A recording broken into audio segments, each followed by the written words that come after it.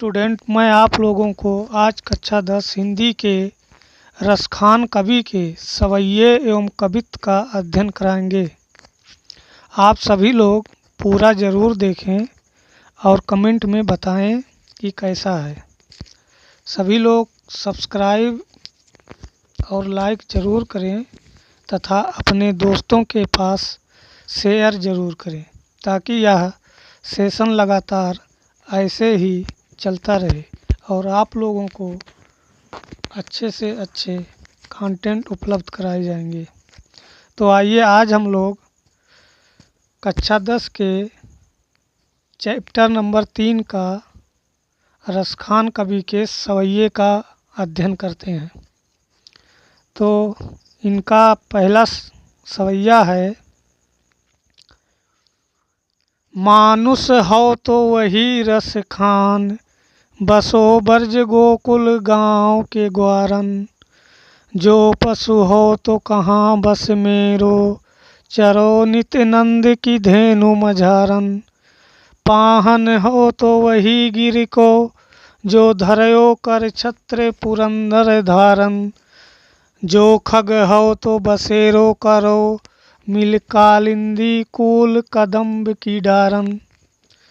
इस सवैये में रसखान ने पुनर्जन्म में विश्वास व्यक्त किया है और अगले जन्म में श्री कृष्ण के समीप ब्रज में रहने की कामना की है। तो आइए हम लोग इसकी व्याख्या देखते हैं। तो व्याख्या अगर आप लोगों को ठीक से आ गया तो एग्ज़ाम में जो प्रश्न आते हैं व्याख्या के, वो बड़े आसानी से हल हो जाएंगे। तो इस सवैये में उन्होंने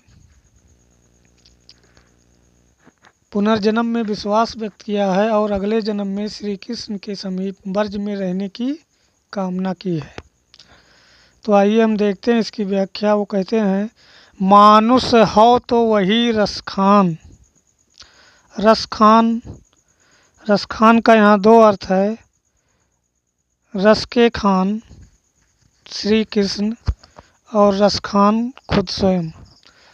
तो रसखान जी कहते हैं कि मेरी मृत्यु होने के बाद यदि मैं अगले जन्म में मनुष्य बनूं तो मेरी इच्छा है कि मैं ब्रज भूमि में गोकुल के गांव में ग्वालों के बीच जाके बसूं। ग्वालों के बीच जाके बसूं। जो पशु हो तो कहाँ बस मेरो, जो पशु हो तो कहाँ बस मेरो, चरो नित नंद की धेनु मझारन। यदि मैं पशु योनि में मेरा जन्म होता है तो उसमें मेरा बस नहीं, फिर भी मेरी इच्छा रहेगी कि मैं प्रतिदिन नंद जी के गायों के बीच विचरण करूं, चरूं। पाहन हो तो वही गिर को, जो धरयो कर छत्र पुरंदर धारन। पाहन हो तो वही गिर को, पाहन का मतलब होता है पत्थर। यदि मेरा जन्म पत्थर रूप में होता है तो मैं उसी गिरी यानी पर्वत पे मेरा जन्म हो जिसको श्री कृष्ण ने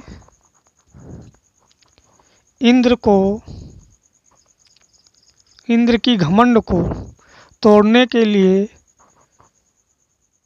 छत्र के भांति अपने हाथ में उठा के रखा था। उसी पर्वत पर मेरा जन्म हो। फिर वो कहते हैं कि जो खग हो तो बसेरो करो, जो खग हो तो बसेरो करो, मिल कालिंदी कूल कदम्ब की डारन। वो कहते हैं कि यदि मेरा जन्म पक्षी रूप में होता है तो मेरी इच्छा यही रहेगी कि मैं उस कालिंदी मतलब यमुना नदी के किनारे कदम्ब की डाल पर मैं जब बसेरा करूं, वहाँ पे मेरा घोंसला हो, मैं वहाँ पर बसेरा करूं। यदि मेरा जन्म पक्षी रूप में होता है तो मैं यमुना नदी के तट पर कदम्ब की डाल पर जाके निवास करूं। तो इस सवैये में रसखान जी ने अपनी इच्छा मनोकामना व्यक्त की है कि यदि मेरा जन्म अगली बार होता है तो मैं श्री कृष्ण के समीप रहूं, श्री कृष्ण के समीप रहूं। इसमें काव्य सौंदर्य में इसमें भाषा वर्ज है, छंद सवैया है, अलंकार अनुप्रास है, गुण प्रसाद है, रस शांत और भक्ति है। जहाँ पे रस शांत और भक्ति होता है वहाँ गुण प्रसाद ही होता है। अगला सवैया है, आज गई हुती भोर ही हों, रस खान रही वही नंद के भव नहीं। वाको जियो जुग लाख करोड़, जसोमति को सुख जात कहो नहीं। तेल लगाई लगाई के अंजन, भौहें बनाए बनाए डिठौ नहीं। डारे हमेलन हारे निहारत, वारत ज्यों चुचकारत छौ नहीं। इस सवैये में रसखान कवि ने श्री कृष्ण के प्रति यशोदा के वात्सल्य भाव का चित्रण किया है। इस सवैये में एक गोपी जाती है नंद जी के भवन और वहाँ पे यशोदा माता के श्री कृष्ण के प्रति उनके प्रेम को देखती है। तो आकर अपनी सखियों से क्या कहती है कि आज गई हुती भोर ही हों, रस खान रही वही नंद के भव नहीं। वो कहती है कि भोर होते ही, सुबह होते ही आज मैं रस खान रही। रस खान रस के खान श्री कृष्ण के प्रेम के बस में होकर मैं नंद जी के भवन गई थी, नंद जी के भवन गई थी। वाको जियो जुग लाख करोड़, जसोमति को सुख जात कहो नहीं। वाको मतलब होता है उसका पुत्र लाख करोड़ वर्षों तक जीवित रहे। जुग मतलब युग, युगों तक जीवित रहे, वर्षों तक जीवित रहे। जसोमत को सुख जात कहो नहीं। यशोदा माता के सुख को कहते नहीं बनता, वो इतना सुख प्राप्त कर रही हैं अपने लाडले श्री कृष्ण से।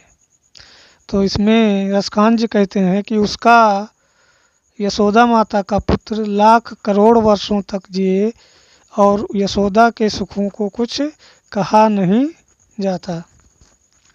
तेल लगाई लगाई के अंजन, भौहें बनाए बनाए डिठो नहीं। यशोदा माता उनको तेल लगाती हैं और तेल लगाने के बाद अंजन यानी काजल लगाती हैं और भौहें बनाती हैं, भौहों को बनाती हैं, संवारती हैं और उसके बाद में डिठौना ही मतलब काला टीका, उनके मस्तक पर काले टीके को लगाती हैं। डार हमेलन हार निहारत, वारत ज्यों चुचकारत छौने। उनके गले में हमेलन मतलब स्वर्ण सोने का हार, उनके गले में सोने का हार पहना करके निहारत यानी देखती हैं, वारत अपने आप को न्यौछावर करती हैं, ज्यों चुचकारत छौने जैसे एक छौने यानी बछड़े को पुचकारा जाता है उसी प्रकार वो श्री कृष्ण को पुचकारती हैं। तो इसमें रसखान ने यही कहा है कि गोपियों के द्वारा कि गोपी कहती है कि आज मैं सुबह होते ही नंद जी के भवन गई थी श्री कृष्ण के प्रेम के बस में होकर। तो मैंने देखा कि यशोदा माता उनको दुलरा रही हैं और इस प्रकार सुख प्राप्त कर रही हैं कि कुछ कहा नहीं जाता। और उसका जो पुत्र है लाख करोड़ वर्ष जिए युगों तक, और वो तेल लगाती हैं, तेल लगा करके काजल लगाती हैं, भौं बनाती हैं उनकी, और काला टीका भी लगाती हैं, और गले में सोने का हार पहनाकर उनको निहारती हैं, देखती हैं, और अपने आप को न्यौछावर करती हैं, और जैसे बछड़े को पुचकारा जाता है वैसे उनको चुचकारती हैं।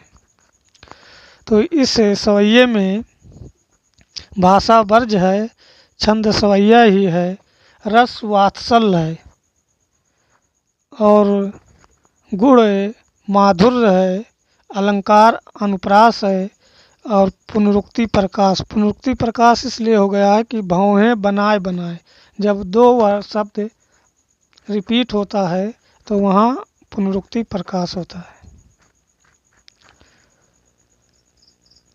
अगला सवैया है धूर भरे अति शोभित श्याम जू, तैसी बनी सिर सुंदर चोटी, खेलत खात फिरे अंगना, पग पैजनी बाजती पीर कछोटी, वा छवि को रस खान बिलोकत, वारत काम कला निधि कोटि, काग के भाग बड़े सजनी, हरि हाथु सुले गयो माखन रोटी। इस सवैये में रसखान जी ने बालक श्री कृष्ण के मोहक रूप का चित्रण किया है। इसमें वो कहते हैं कि धूर भरे अति शोभित श्यामजू, तैसी बनी सिर सुंदर चोटी। जो श्री कृष्ण जी हैं वो धूल से धूसरित हैं, यानी धूल से सने हुए हैं, और वैसे ही उनके सिर पर सुंदर चोटी बनी हुई है। खेलत खात फिरे अंगना, पग पैजनी बाजत पीरी कछोटी। खेलते हुए खाते हुए वो अगना भर में दौड़ते हैं, और उनके पैरों में पायल जो बंधी है वो बज रही है, और उस पर भी वो पीली छोटी सी धोती पहने हुए हैं, लंगोटी। वा छवि को रसी खान बिलोकत, वारत काम कला निधि कोटि। उस छवि को रसखान जी कहते हैं, रस खान जी कहते हैं कि रस के खान श्री कृष्ण के उस छवि को देख करके ऐसा लगता है कि वारत काम, जो कामदेव हैं वो कला निधि कोटि, अपने करोड़ों कलाओं को उस पर न्यौछावर कर रहे हैं, उन पर न्यौछावर कर रहे हैं। काग के भाग बड़े सजनी, हरि हाथ सो ले गयो माखन रोटी। वो कहते हैं कि उस कौवे का बड़ा भाग है जो हरि हाथ श्री कृष्ण के हाथों से माखन रोटी को लेकर चला गया है। उस कौवे का बड़ा भाग है जो श्री कृष्ण के हाथों से रोटी माखन लेके चला गया है।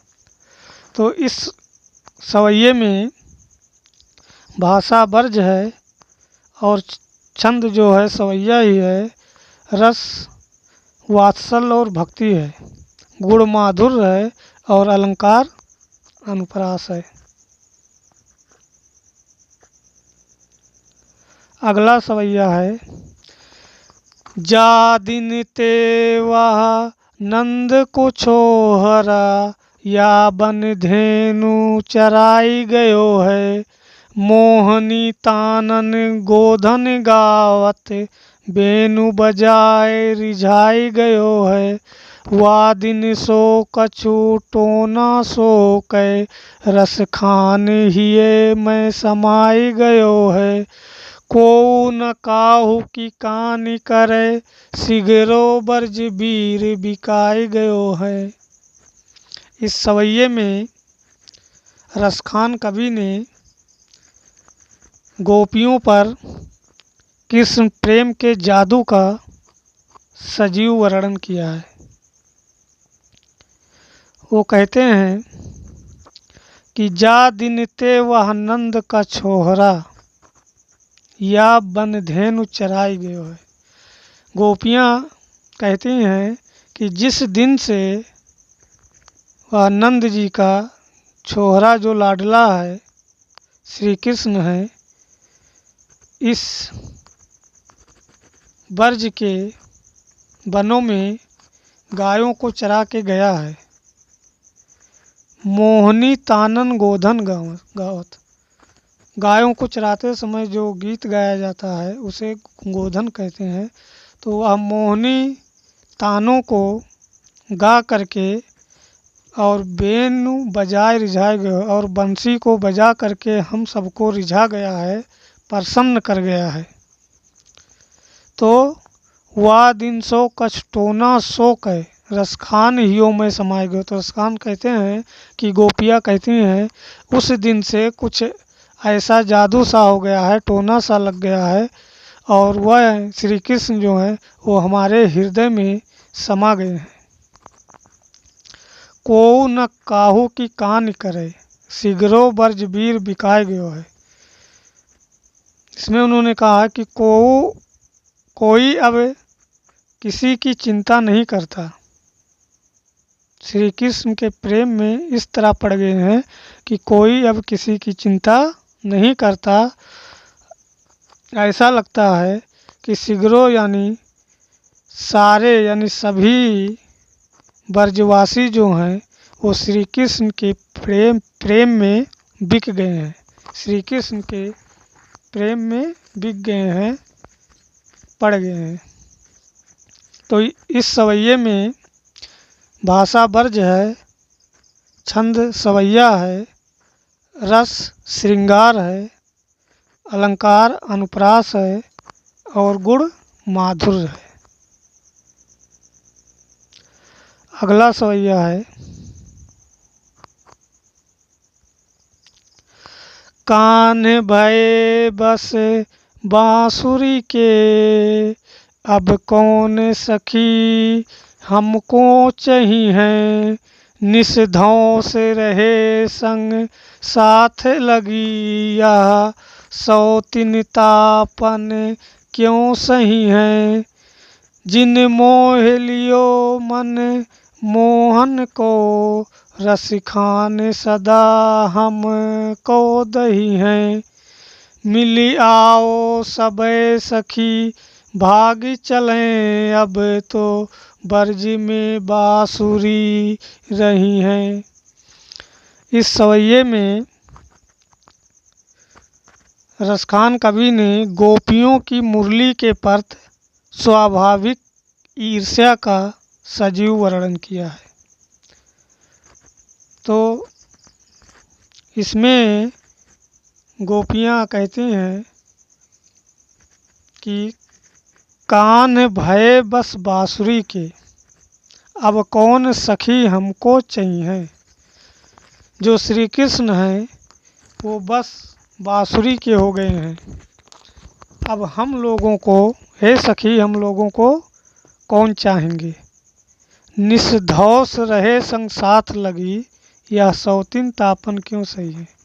निस्धौस यानी रात और दिन उनके संग संग साथ साथ लगी रहती है बांसुरी, और हम गोपी रूपी सौत के जलन को, ईर्ष्या को, वो जो बंसी है, बांसुरी है, क्यों सहेगी। जिन मोह लियो मनमोहन को, रसखान सदा हमको दहिए। जिस बांसुरी ने मनमोहन, मन को मोहने वाले श्री कृष्ण को अपने बस में कर लिया, मोह लिया, तो श्री कृष्ण रस के खान जो श्री कृष्ण हैं वो सदा हम लोगों को जलाएंगे ही, दही हैं मतलब जलाएंगे ही, दुखी देंगे। तो इसलिए हे सखियाँ आओ, मिल आओ सबे सखी, हे सखियाँ आओ हम सभी मिल करके कहीं और चलें, भाग चलें। अब तो ब्रज में बांसुरी रही है, अब केवल ब्रज में बांसुरी ही रहेगी। तो इसमें इस सवैये में भाषा ब्रज है, छंद सवैया है, रस श्रृंगार है, और श्रृंगार रस जब है तो गुण माधुर्य इसमें होगा, और अलंकार जो है वो अनुप्रास है। अगला सवैया, अंतिम सवैया रसखान जी का है कि मोर पखा सिर ऊपर राखी हो, गुंज की माल गरे पहिरोंगी, ओढ़ पीतम्बर लय लकुटी, बन गोधन ग्वारन संग फिरोंगी। भाव तो ओहि मेरो रस खान, सो तेरे कहे सब स्वांग करूँगी, या मुरली मुरलीधर की अधरान धरी अधरान धरूंगी। इस सवैये में रसखान जी ने कृष्ण के प्रति गोपियों का प्रेम और बांसुरी के प्रति ईर्ष्या का वर्णन किया है। बांसुरी के प्रति ईर्ष्या का वर्णन किया है। इसमें एक गोपी अपनी सखियों से कहती है कि मैं तुम्हारे कहने से श्री कृष्ण के सभी स्वांगों को करूँगी, क्योंकि श्री कृष्ण को हम प्रेम करते हैं और वो हमें बहुत अच्छे लगते हैं। तो इसमें एक गोपी क्या कहती है कि मोर पखा सिर ऊपर राखी हो, मोर पखा सिर ऊपर राखी हो। हे सखी, मोर का पंख सिर के ऊपर लगाऊंगी, रखूंगी, गुंज की माल गले पहनूंगी, और गुंज की माला गले में पहनूंगी, ओढ़ पीतम्बर लय लकुटी, पीला वस्त्र ओढ़ लूँगी और लाठी भी ले लूँगी, वन गोधन ग्वारन संग फिरूँगी, और वन में गायों और ग्वाल बालों के साथ घूमूंगी, क्योंकि भाव तो ओही मेरो रसखान। रसखान जी कहते हैं कि गोपियाँ कहती हैं कि रस के खान जो श्री कृष्ण हैं, भाव तो मतलब अच्छे लगते हैं, वो श्री कृष्ण मुझे अच्छे लगते हैं। सो तेरे कहे सब स्वांग करूँगी, सो तेरे कहे सब स्वांग करूँगी, इसलिए तुम्हारे कहने से मैं उनका सभी स्वांग करूँगी। लेकिन या मुरली मुरलीधर की अधरान धरी ना अधरान धरी अधरा ना धरूँगी। कहती है कि या मुरली मुरलीधर की, जो मुरलीधर जो श्री कृष्ण है, मुरली को धारण करने वाले श्री कृष्ण हैं, उनकी मुरली जो अधरान जिसको उन्होंने अपनी ओठों पर रखा है, उस मुरली को मैं अपने होठों पर नहीं धरूंगी, बाकी उनके मैं सभी स्वांग को करूंगी, उनके मैं सभी स्वांग को करूंगी। तो इसमें भाषा ब्रज है और छंद जो है वो सवैया है, क्योंकि पूरा छंद जो है वो सवैया का ही है, इसीलिए इसका नाम सवैया पड़ा है। रस श्रृंगार है, तो श्रृंगार है तो गुण इसमें माधुर्य होगा, और अनुप्रास यमक इसमें अलंकार है। अलंकार अनुप्रास और यमक है। अब आता है अगला कवित। क्या आता है? कवित। रसखान के कवित हैं। गोरज बिराजय भाल लहलही बनमाल, आगे गैया पाछे ग्वाल, गावे मृदुबानी री, तैसी धुन बांसुरी की मधुर मधुर, जैसी बंक चितवन मंद मंद मुस्कानी री, कदम बिटप के निकट तटनी के तट, अटा चढ़ी चाह पीत पट फहरानी री, रस बरसावें तपन तन तपन बुझावें नैन, प्राणन रिझावें वह आवें रसखान री। इसमें रसखान जी ने श्री कृष्ण को गोचारण यानी गायों को चराकर लौटते हुए का अनुपम सौंदर्य का वर्णन किया। श्री कृष्ण के अनुपम सौंदर्य का वर्णन किया है। जब श्री कृष्ण जी गाय को चराने जाते हैं तो वहाँ से जब लौटते हैं तो वहीं का श्री कृष्ण के अनुपम सौंदर्य का वर्णन इस कवित्व में उन्होंने किया है। वो कहते हैं कि एक गोपी दूसरी गोपी से कहती है कि गोरज बिराजे भाल लहलही बनमाल। श्री कृष्ण गाय को चरा कर आते हैं तो गोरज यानी जब गाय के चलने से उड़ती हुई धूल श्री कृष्ण के मस्तक पर सुशोभित हो रही है और उस पर भी उनके गले में बनमाल यानी गुंज की माला सुशोभित हो रही है। आगे गैया पाछे ग्वाल गावें मृदुबानी री।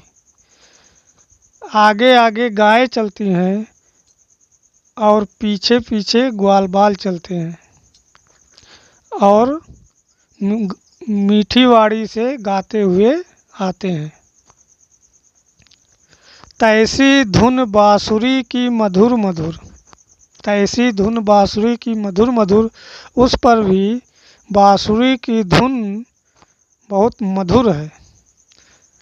जैसी बंक चितवन मंद मंद मुस्कानी री। उसी तरह बंक चितवन उनके तिरछे नेत्र, उनके तिरछे नेत्र हैं श्री कृष्ण के और मंद मंद मुस्कुरा भी रहे हैं। कदम बिटप के निकट तटनी के तट, कदम वृक्ष के निकट यमुना नदी के तट पर अटा चढ़ चाय पीत पट फहरानी री। कहती है कि हे सखी आकर देख लो, यमुना नदी के तट पर कदम वृक्ष के नीचे पीत पट फहरानी पीला वस्त्र फहरा रहा है। तुम भी आओ, अटा अटारी पर चढ़कर चाहे देख लो, वो श्री कृष्ण ही आ रहे हैं। रस बरसावें तन तपन बुझावें नैन। वो रस को बरसाते हैं, आनंद को देते हैं। तन तपन शरीर के ताप को दूर करते हैं, बुझावें नैन और नैनों के ताप को दूर करते हैं, बुझाते हैं। हमारे तन शरीर और नैन के तापों को बुझाते हैं, दूर करते हैं। प्राणन रिझावें वह आवें रसखान री। हमारे प्राणों को प्रसन्न करते हैं और वह रसखान रस के खान श्री कृष्ण जी ही आते हैं। हे सखी आकर तुम अटारी पर चढ़कर देख लो, वो श्री कृष्ण ही आते हैं। तो इसमें कवित्व में रसखान जी कृष्ण के वो गोचारण करते समय जब वो लौट कर आते हैं तो वही का अनुपम सौंदर्य का उन्होंने वर्णन किया है। और उसमें उन्होंने यही कहा है कि श्री कृष्ण जब गाय को चरा कर आते हैं तो उनके मस्तक पर गायों के द्वारा चलने से उड़ी हुई धूल लगी होती है और गले में वो बनमाला पहने हुए होते हैं। आगे आगे गाय चलती हैं और पीछे पीछे ग्वाल बाल मीठी वाणी गाते हुए आते हैं। उस पर भी उनकी श्री कृष्ण की बांसुरी की ध्वनि बहुत मधुर है और उसी तरह उनके बंक चितवन टेढ़ी दृष्टि और धीरे धीरे मुस्कुरा भी रहे हैं। और तटनी के तट यमुना नदी के पास कदम वृक्ष के नीचे पीला वस्त्र फहरा रहे हैं। हे सखी आकर अटारी पर चढ़कर तुम भी देख लो, वो रस को बरसाते हैं और हमारे शरीर और नैनों के ताप को दूर करते हैं, हमारे प्राणों को रिझाते हैं। वही श्री कृष्ण ही आते हैं। इस कवित्व में भाषा वर्ज्य है, छंद कवित्व है, रस श्रृंगार है, गुण माधुर्य है और अलंकार अनुप्रास और सलेस है।